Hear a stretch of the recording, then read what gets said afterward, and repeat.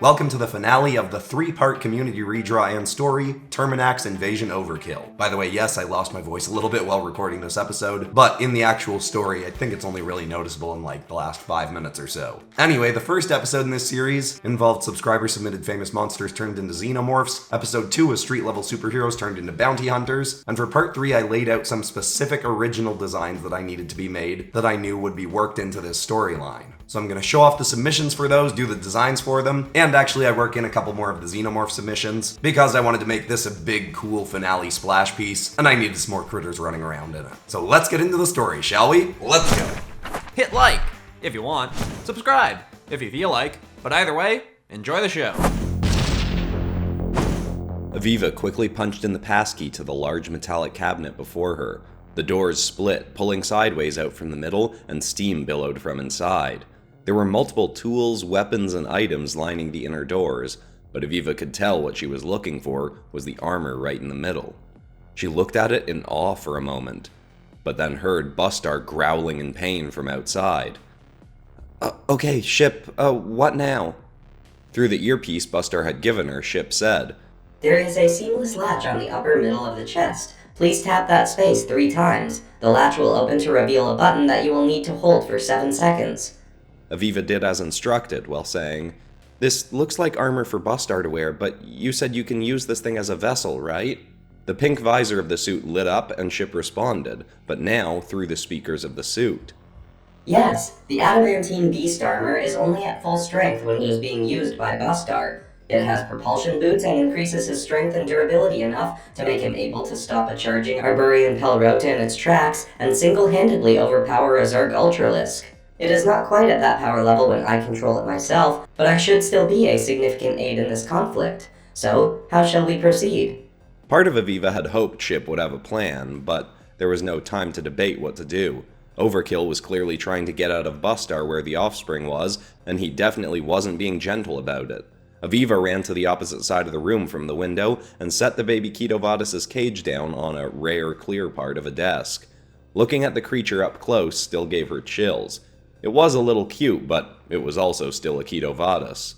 Eviva said, "Ship, the big Kedovadas listens to Bustar. Does that mean this one might understand me and listen too?" The suit, now controlled by Ship, stepped out of the cabinet and opened and closed its fingers. Theoretically, the offspring should have comparable intelligence and abilities to its elder, meaning it should be able to understand everything you are saying to it. While I can make no guarantees about how it is feeling, as there was no reason to suspect this creature was even going to be born when it was 8 days ago, it does appear to have developed some affection for you in the short time you've known it." Eviva looked at the creature, which was pressed up against its cage, staring at her and purring. Eviva hesitated, but knew she didn't have time to do that long. Okay, look, Kedo? Yeah, Bustar's calling your dad Vada. I'll call you Kedo. The creature chirped eagerly. Cool. Okay, yeah, Kedo. I'm no help down there if I'm carrying you around, but if I leave you caged up in here and Overkill has any more hunters helping him, then you could get snatched too easily. I'm gonna let you out so you can run away or fight if you need to, but I also need you to stay right here unless anyone comes for you. And I also need you to not try and kill me. To her surprise, the little creature nodded its head vigorously. Eviva was still frightened of the little creature, knowing what its father could do, but she was somewhat assured seeing it nodding in clear understanding. She slid the latch on the cage and opened it. The creature clambered out and sat on top of the cage. Okay, yeah, there, so just stay here, alright, Kedo? Again, the creature nodded. Eviva turned away, and the second she did, Kedo sprang past her off the cage, bounded to the window, and started clambering down the side of the building towards the hunters below. "Oh, come on! Ship, go free Bustar from Overkill, I'll keep Kedo safe." Ship sprang towards the window and tackled through what little glass was left. The beast armor shot down like a rocket and cracked the pavement as it landed, a few feet away from Overkill, who was digging his claws into Bustar's shoulder, while the hooded hunter held Terminax bound in his glowing rope weapon. They all turned to Ship, who said, "Hello. Please release Bustar and step away from him. While I am not inclined towards physical confrontations, my priority is Bustar's well-being, and I will use force if need be to ensure his safety." Overkill pulled his claws out of Bustar. Oh, Busty, has it really gotten that lonely for you that you had to make yourself a friend? That's just about the saddest thing I've ever seen, brother. He pulled a long, sparking revolver off his belt and aimed it at Ship. It'll be even sadder when I turn that junk into so much scrap metal. Meanwhile, Eviva had popped the blades out of her forearms and was using them to claw her way down the side of the building. She knew it was pretty conspicuous, but hoped Ship would have the others distracted enough to not notice her. Unfortunately, not everyone was distracted.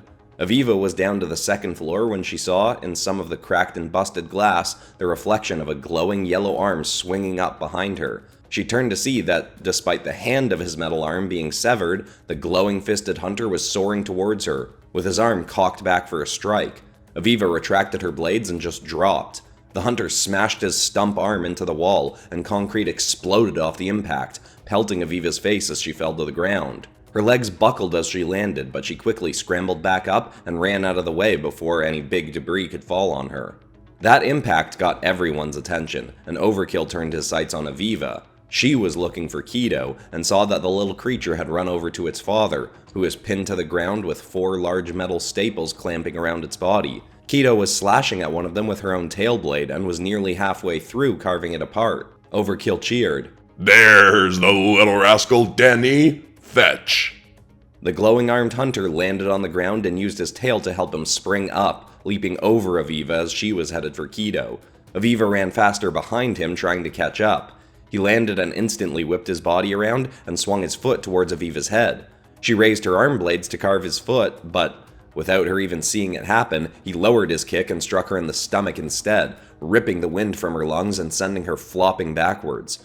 She thudded hard onto her back and choked in air. Meanwhile, Overkill fired 3 electric bolts from his revolver at the beast armor's head, chest, and crotch. They struck hard enough to make Ship stumble backwards, but did no real damage. Ship marched forwards. I will now restrain you until the proper authorities are able to arrive. Overkill holstered his gun and cracked the knuckles of his own mechanically augmented arm. Better robots than you have tried. Let's see what you got. Overkill sprang towards Ship and hammered his fist into the suit's head. Ship stumbled backwards again, but not even a mark was left in the armor. Overkill wrapped his arm around the suit's neck and flung his body over Ship's shoulder. He ripped the suit down to the ground and slammed its back into the cement. He jumped up and started stomping his boot into Ship's head. I would appreciate if you would stop resisting. Ship swung an arm up to grab Overkill, but he just flipped backwards, landing on the ground and immediately grabbing Ship's foot. He tore the suit off the ground and spun it around in a circle, then hurled Ship at the fence wall to Biome X. As Eviva was picking herself up, she watched in fright as Ship was getting nowhere and trying to apprehend Overkill. They needed to get that suit on Bustar so it could use its full strength. But looking over at the fenced Biome X, Eviva got an even bigger fright. While it was subtle and nearly invisible, she could make out the drooling jaws of a pale, towering creature. She got a chill looking at it, but hoped it was staying well trapped on the other side of the fence. She pulled herself up just as Danny was reaching the little Kedovadas. He whistled 4 times in a specific pattern, and a ship up above them all briefly decloaked, revealing itself.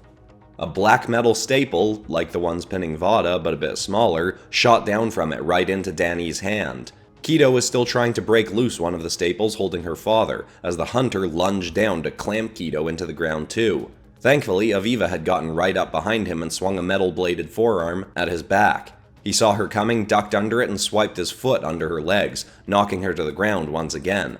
Luckily, that caught Kedo's attention. The offspring leapt onto the hunter's back and bit into his neck. Danny yelled out in pain, swinging his glowing stump arm at the creature. It hit, but didn't even make Kedo let go. The creature slashed her bladed tail relentlessly across the hunter's body, tearing into his flesh, sending blood shooting everywhere. Kedo then stabbed her tail right through the hunter's chest. Eviva was just stunned, seeing how viciously Kedo had fought. The hunter collapsed to the ground. The hooded hunter holding Bustar was distracted enough by this that Bustar was able to thrust his body backwards and tackle the hunter. They both dropped to the ground, and Bustar, still bound, managed to chomp his teeth into the hunter's arm, forcing him to release his hold on the rope. That loosened it enough for Bustar to rip his arms free and grab the hunter by the face. He slammed his head twice into the ground, then hurled him at the corpse of the still bleeding Skull Xenofiend. The hunter landed in a pool of its sizzling acid blood and started shrieking in pain. Bustar jumped up and flared his clawed hands, snarling at Overkill, who was still faring surprisingly well against Ship. You know, you should feel lucky Ship is here, Heian. I'd kill you a lot slower without my emotional support companion watching. Overkill chuckled. No, that's real tough talk from a guy who's famously gone soft. So soft that I think even our old man is getting squishy along with ya. Bustar squinted at him. What are you talking about? Overkill sneered. Ain't been to see him in a while, huh, Busty? Well, the former warlord Kahorgoth has put a hold on all his sieges, invasions, and assaults. I went to him after I busted out of the New Sorrow prison and he tried to talk me into giving up my bounty hunting. Said I should take a closer look at how you were living, brother. Bustar was baffled and taken aback by what Overkill was saying. That can't be right. Well, it is, and I wasn't having it. I can't abide the fiercest warlord in the universe going soft, so I figured slaughtering his favorite son might shake him up a bit. That's why I made sure the head of security couldn't make it in today. I needed you on world for this little soiree. Bustar was still unsure if he believed what was being said about the man who'd kidnapped him and raised him to be a violent warrior, but he didn't have time to think about it, as he heard one of the brackets holding down Vada finally breaking loose.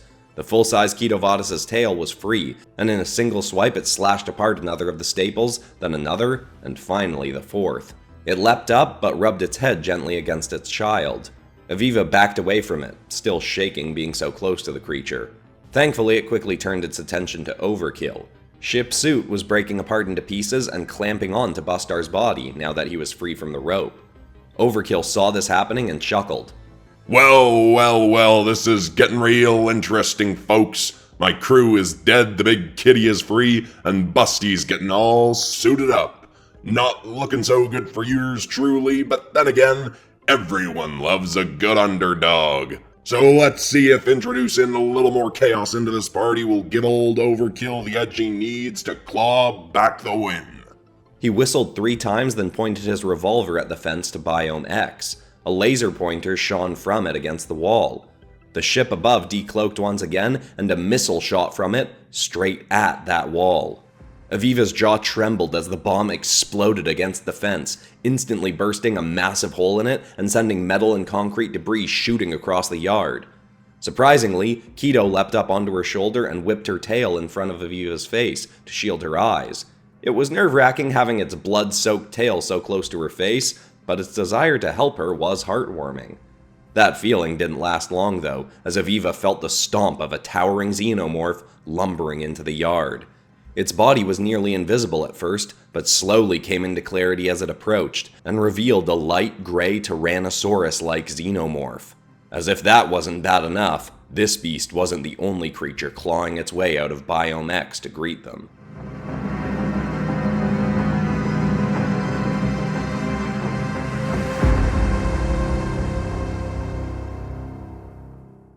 Quick interruption from non-canonical Overkill to say that if you want to color some of PopCross's critters yourself, you should snatch up the PopCross Studios Dragons coloring book. Amazon is full of AI-generated coloring books with some real janky art in them. So if you want a coloring book that you know was made by a real flesh and blood human being, then you've come to the right place. Or if you want more stories almost as epic as this one, despite seriously lacking me showing up, you can grab Mytholethal or Vigilance, which both got full color art along with them. Links in the description. Now let's get back to more me. Overkill leapt backwards from Bustar towards the xenomorphs, and astoundingly, the creatures didn't even seem to acknowledge him. It was like Heian was invisible to the Xenos. Unfortunately, Bustar wasn't. Great. You're probably still grouchy about the last go, huh, Endomorph? The dinosaur-like Xeno sprang forward, fangs first. Thankfully, Bustar had his new suit almost completely on and managed to catch the creature's jaws. He held it back, even as the creature's tongue sprang forward and smashed into his chest. Bustar clearly felt the thuds, but the suit was keeping him safe. Then, a 4-legged yellow xenomorph sprang in from the biome, with electricity bursting off its body. Oh, Pikamorph. Any chance you'll back off? I'm kinda busy here. The creature picked up astounding speed and tackled into Bustar. It only managed to bump him sideways, but that made his grip on the Indo's jaw awkward, and the beast managed to smash him down into the ground. Bustar shoved the creature's head away, but then was tackled again by the yellow Xeno, and he tumbled along the concrete, crashing into a pole of the tattered fence. Eviva turned to Vada, who was just staring at her with its young on her shoulder. Eviva was still trembling as it stared at her, but she looked over at Bustar and saw Heian sauntering up towards him, cracking his mechanical knuckles, still being totally ignored by the Xenos. Eviva looked at Vada again. He was clearly more focused on his young than helping Bustar. As terrified as she was of the creature, she couldn't just watch Bustar get ganged up on. "Vada!" she yelled, surprising the creature. Go help Bustar! I'll protect your offspring, but you have to go, he needs you!" The beast lurched its face closer to her and sniffed. Eviva wanted to back away desperately, but instead, she leaned closer too. The Kedovadas stared for another moment, then nodded with a snort. It sprang off the ground right towards Overkill. Bustar had managed to lift the yellow Xenomorph over his head and hold it in the path of the Indomorph, who seemed reluctant to chomp at one of its own kind to get to Bustar. Overkill took a quick step forward, swinging his augmented arm for Bustar's stomach. Before he could strike, the Kedovadas tackled him to the ground and instantly chomped into the same shoulder Bustar had bitten earlier. In a millisecond though, Overkill had snatched the beast's jaws and was holding it off from tearing right through him. Alright, kitty, show old Overkill everything you got. The Kedovadas tried biting down harder, but Overkill was managing to hold it off. It swung its bladed tail around for a swipe, and, astoundingly, Overkill swung his own jaw to the side and caught the tail in his teeth. He then managed to hurl his body over and get on top of the Kedovadas. At the same time, the Indomorph was swiping its massive tail at Bustar. He just barely managed to leap over it while still holding the struggling sparking Xeno. It was doing all it could to electrocute him, but the attacks had no effect on the beast armor. Eviva knew Bustar needed more help. She suddenly noticed that a few feet away was Bustar's staff weapon. She snatched it up off the ground, then looked at Kedo on her shoulder. "Okay, as much as I hate Xenomorphs, we can handle one of them together, right?" The creature chirped and nodded. Eviva snorted. "Well, you've lied to me before, but I'll trust you anyway. Bustar! Send it our way!" She waved his staff at him. He nodded. "Ship, talk her through using the pyrogalv." He hurled the sparking Xeno over. It flopped through the air but landed on its feet, facing right towards her. Kedo leapt off her shoulder, leering at the Xeno. Ship's voice suddenly spoke into her earpiece again. The weapon you are holding is Bustar's pyrogalv. There is a red button that will spray fire for as long as you are holding it. It is also pressure sensitive and will shoot flames at a range of 25 to 200 feet depending on how hard you push. The blue button controls the electric input and output. If you are about to be shocked by this or any other creature, simply tap the button twice, holding it on the second tap to absorb electricity in the air around you. To shoot electricity... Before Ship could further elaborate, the sparking Xeno ducked its head down, aiming its smooth skull and ears towards Kedo. A massive volt of electricity exploded off it towards the little Kedovadas. Eviva dove down next to her and tapped, then held the button. Eviva's whole body tensed, feeling some of the electricity, but most of it was sucked straight into the staff. I appreciate your protective instincts, Ship said. Though I feel it important to inform you that the Kedovadas is immune to harm from electricity. She nodded. Right, but I bet Overkill isn't. Kedo leapt off the ground onto the back of the electric Xeno as Eviva looked over at Bustar. Overkill had managed to hurl the Kedovadas off him, and was readying up to be attacked by it again. "Vada, handle the big cuddly one," Bustar said, nodding up at the Indomorph. The Kedovadas clearly wanted another bite at Overkill, but took its order and sprang off the ground, nearly mimicking how its young had landed on the yellow Xeno. Bustar let his helmet open and float just behind his head. "You and me, Heian. I don't care what Dad's up to, but you don't get to come here and slaughter a bunch of innocent and adorable critters without getting torn apart yourself." Bring it on, brother. I'm gonna make you wish Pops had sold you off to the Games Master instead of old Harry Boy. Bustar sprang forward and swung his fist at Overkill, who swung his own metal fist up to meet it. Both clanged in the air, but then an explosion burst from Overkill's knuckles. It pushed Bustar back slightly, but sent Heian tumbling backwards. He sprang off his hands, flipped over, and landed on his feet. Whoa! What a rush! What a show! He ripped his gun off his belt again and fired shots directly for Bustar's head. Bustar ducked and dove around the shots as he charged closer to Overkill. His target looked eager for him to get close. But he didn't see Eviva aiming up the pyrogalv. She shot a beam of lightning from it just before Bustar got close and struck Heian dead on, making his entire body tense up and stop firing his own weapon. Bustar took the opportunity to smash his fist right into Heian's snout, then kick him full force in the stomach. "Not bad, Orvaad. Thanks for the hand," Bustar said dryly. Overkill tumbled back across the ground out of the line of Eviva's electricity. Unimpressive little 1-2 from the two of you, but being double-teamed will just make my victory all the more impressive. He kept firing at Terminax and kept an eye out for more electricity coming his way. Ship spoke as Bustar weaved around the shots. Bustar, I'd like to advise that you put your helmet back on to ensure your safety. "I bet you would, Ship. I get that you're right, but like it or not, I want Heian to see my face when I gut him." I understand that you are very angry with your brother, but if I may make a suggestion, I believe there is an outcome here that is both less violent than your current intention, but will simultaneously be even more infuriating than death for Heian. As Bustar listened and continued to brawl, the Kedovadas was tearing its way along the Indomorph's back. The creature swiped its tail at Vada, but the lethal cat swung its own tail up and dueled with its own blade, keeping itself safe as it tore acidic chunks out of the Xenomorph. Kedo kept looking over at her parent to see how he was fighting, and seemed to be replicating some of his moves, though she was a fair bit less graceful. The sparking Xeno managed to smack Kedo off its back. Its body then started charging up with more electricity, and it sprang backwards. It was about to charge towards Kedo for a tackle, but as soon as it started running, Eviva shot a stream of fire straight into its face. The Xeno shook its head as it ran and choked on flames. It tumbled over itself, rolling to a stop. Eviva ran up and skidded along the ground next to it, stabbing the sparking end of the pyrogalv into the creature's back and tapping the buttons to absorb. The Xeno shrieked as electricity was sucked out of its body into the staff. It swung its tail towards Eviva. Fighting through her fear, she sprang one of her forearm blades into its path, blocking the swipe. Unfortunately, it swiped its head up and smashed her in the nose. It then sprang on top of her. It spread its maw wide, and Eviva could see the tinier mouth inside that most Xenomorphs had. That little mouth was about to spring out and crack her skull, but Kedo leapt at the creature's head and knocked it off course. The little mouth smashed painfully into the cement next to Eviva. She then yanked one of her arms up next to the creature's arm and popped her other blade out. She sliced right through its arm and immediately rolled away, just barely missing the spurt of acid that fell from its wounded flesh. Eviva held her arm away from herself carefully as acid dripped from her blade. As she did, she saw Overkill charging up to Bustar, leaping at his brother and hammering his metal fist right into Bustar's skull. Bustar stumbled back, dazed.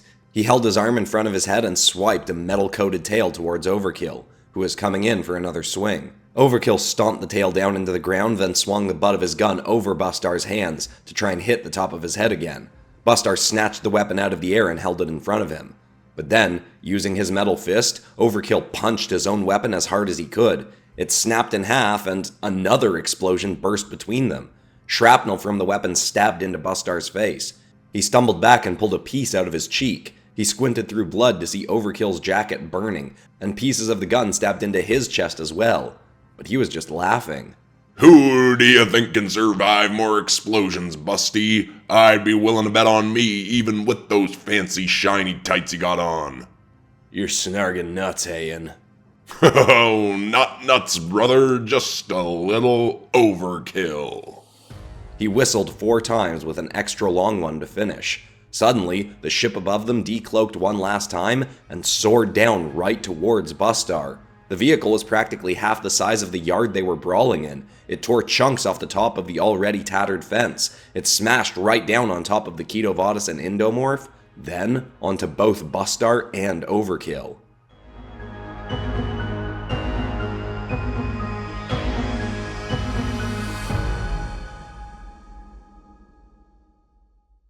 Eviva stumbled back just away from the crash, but soon the ship exploded and sent her hurtling backwards into the opposite fence. She smashed into it and collapsed to the ground, with her head shaking and buzzing. She could feel herself drifting in and out of consciousness.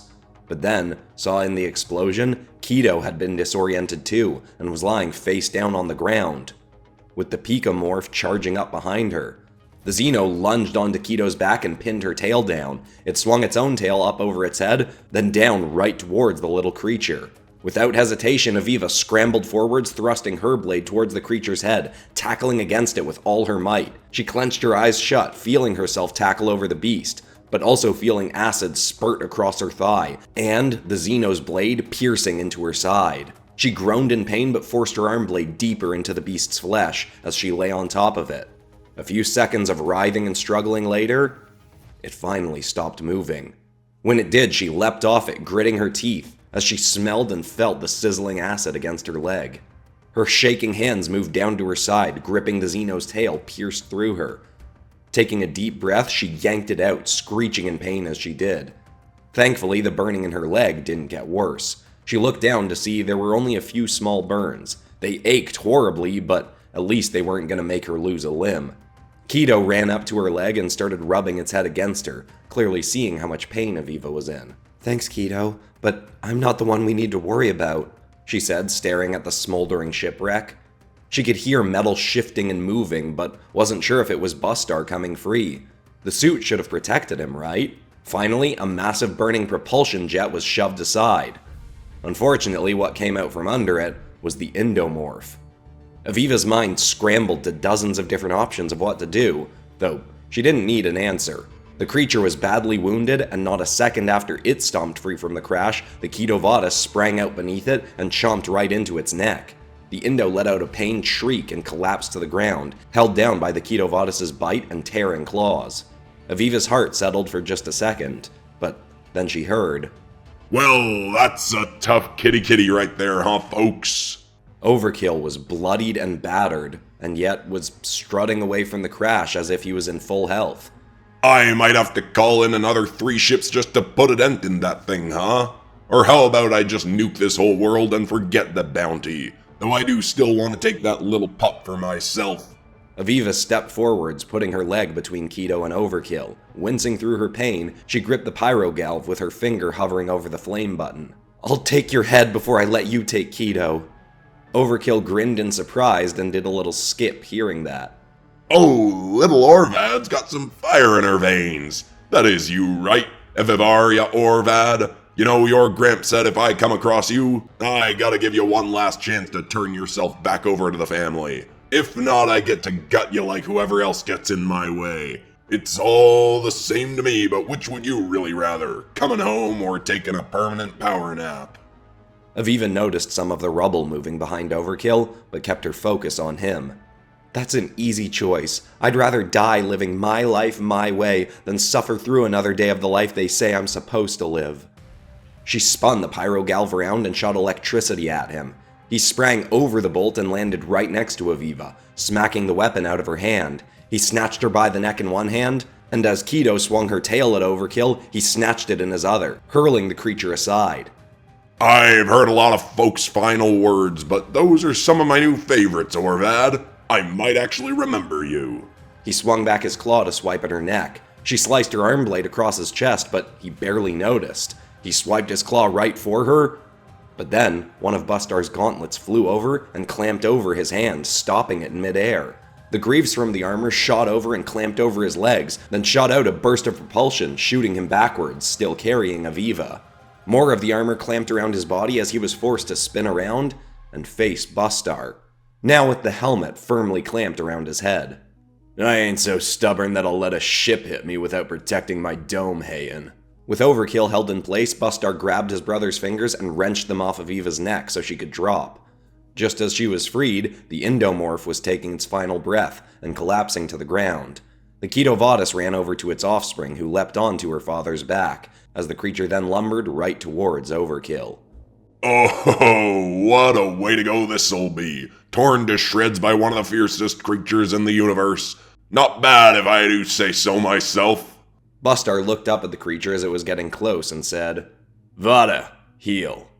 The creature looked surprised and snarled, displeased, but sat down. Bustar looked back at Overkill. "Sorry, Hayen, but you're not croaking today, much as I want to tear you up for all the adorable critters you let die."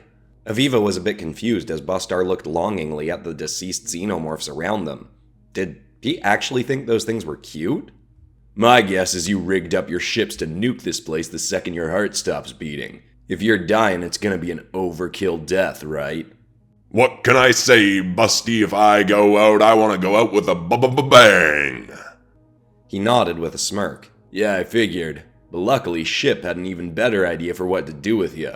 I wasn't thrilled about the favor I had to call in, but at least with security down, it's easy for her to get here.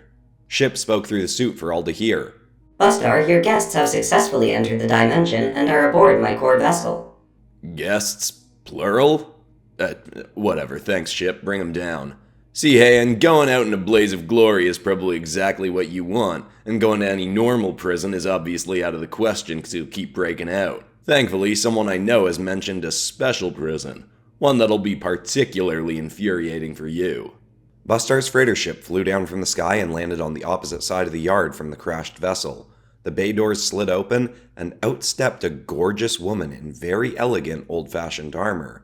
Hello, Bustar. It is good to see you, though I must say, if this is all an excuse for you to see me again, you should know I am well and truly over you. This is purely a business transaction.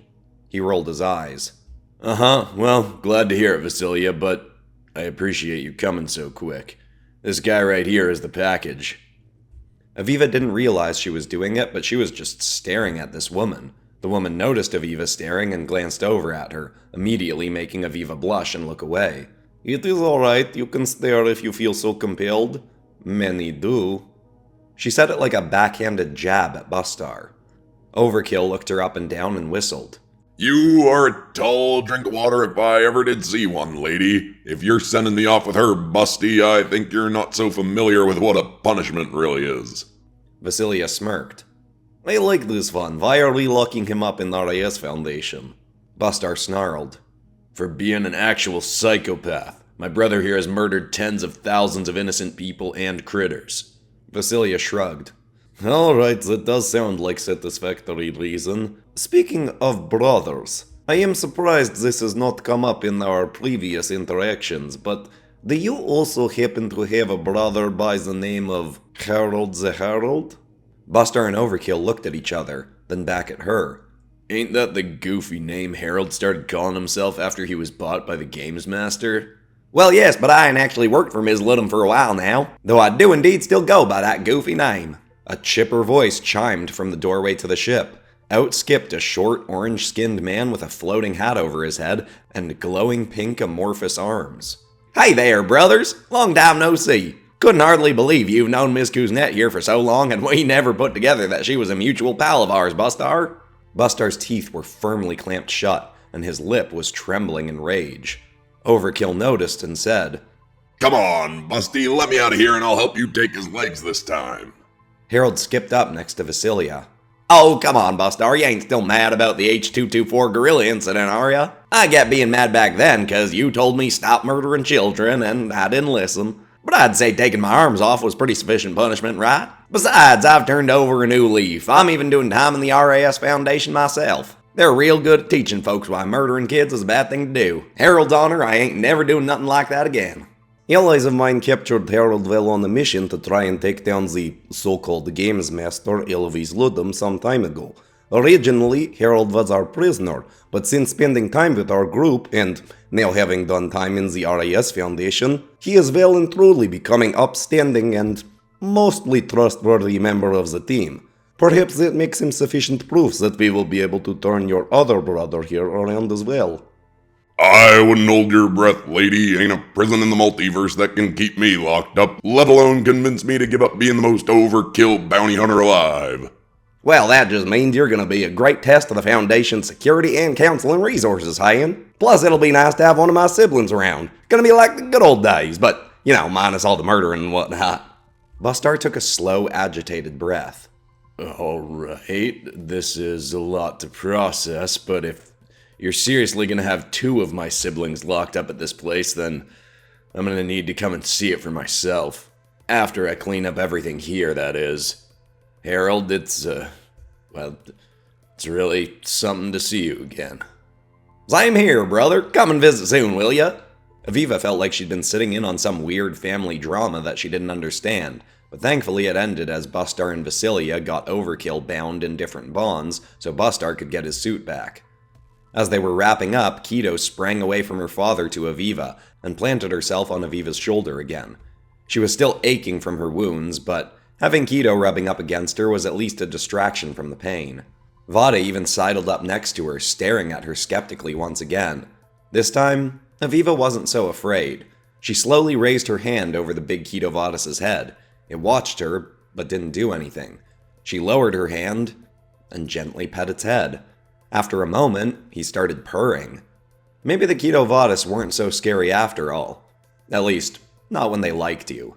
Bustar said his goodbyes, and the unusual guests teleported off to the RAS Foundation in another dimension. Bustar shook his head in confusion and surprise. Never thought Harold would end up going to a rehabilitation place like that.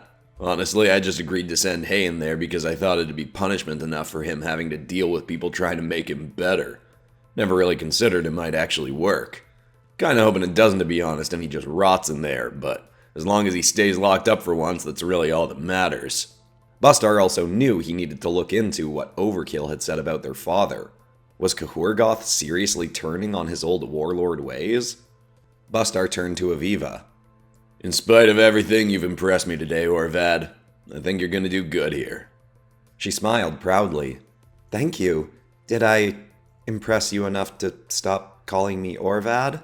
You seem like you don't like being associated with stuff your family has done too. He sighed and nodded. Yeah, fair enough, Eviva. Now you better be ready for some overtime, because we've got a lot of cleanup to do here. It ended up being a very long first week at the Ishkonigan Major Nature Preservation, one where Eviva spent much of her time working right alongside Bustar and both the Kedovadas. It wasn't how she'd wanted her first week to go, but it was exactly what she'd needed. Just as she'd hoped, Eviva was hired full-time, and even ended up putting her old hunting skills to work, doing some off-world tracking missions with her new, unexpected ally.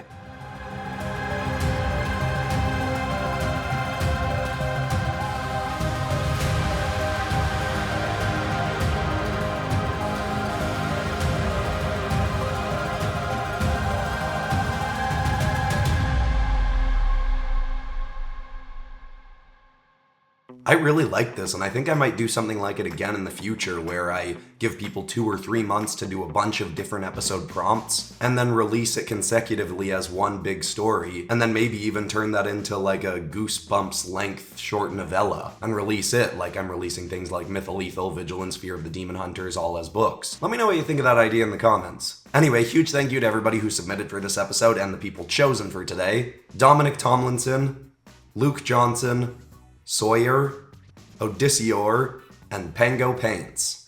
The next community redraw, as I said in the last 2 episodes, is famous animated and cartoon characters turned into fantasy armors. Very excited to see the submissions coming in for that. And besides that, that's all for today, except of course for ending this video on some kind of positive or inspiring note. And the thought I want to leave people with today is an idea to keep in mind around goal setting and goal achievement. And that is this idea that you can almost look at it like there is some set number of failures that you're going to have to go through before you succeed at whatever you're going after. You don't get to know what that number is, but that can help motivate you to keep going through failures. Keep learning and growing from them, knowing that there is a limited number of them before you finally succeed. And who knows, maybe you're only 1 failure away from that success right now. I hope that's inspiring. I love you all, and I'll see you all in the next episode on Monday, where hopefully my voice is gonna sound normal again.